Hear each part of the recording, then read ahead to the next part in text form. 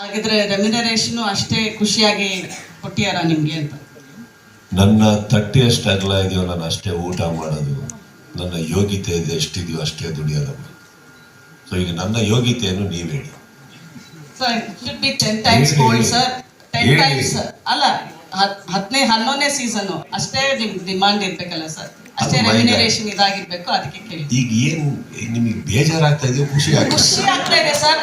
ನೀವು ಅದು ಎಷ್ಟು ಅಂದ್ರೆ ಹೇಳಿದೊಳಗೆ ಏನು ಅಂತ ಹೊಸ ಅಧ್ಯಾಯ ಫಸ್ಟ್ ಇಂದ ಸ್ಟಾರ್ಟ್ ಮಾಡ್ತಾ ಇದ್ದೀರಾ? ಫಸ್ಟ್ ರೆಮ್ಯುನರೇಷನ್ ಏನ್ ತಗೊಂಡ್ರು ಅದೇನಾ? One thing I tell you, this whole thing that ನಾನು ಈ ಸೀಸನ್ ಮಾಡಲ್ಲ ಅಂತ ಹೇಳಿದ್ದು definitely not because of payment.